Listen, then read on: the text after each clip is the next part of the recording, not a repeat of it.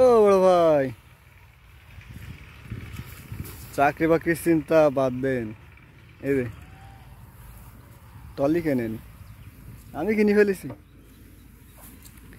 এ মনে করেন সাত সকালে চোখ মুছতে মুছতে আসবেন ব্যায়াম করতে, আমরা যেরকম করতেছি।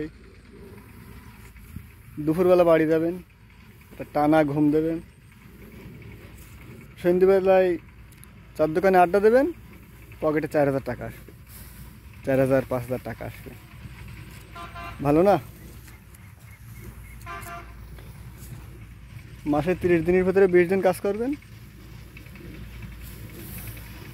3 দুগুণে 6, 50-60 হাজার টাকা খরচ খরচা বাদ দেবো, ওই 30-35 হাজার টাকা। চাকরি করবেন না টলি কিনবেন? টলি কেনেন, কিনে ফেলেছি।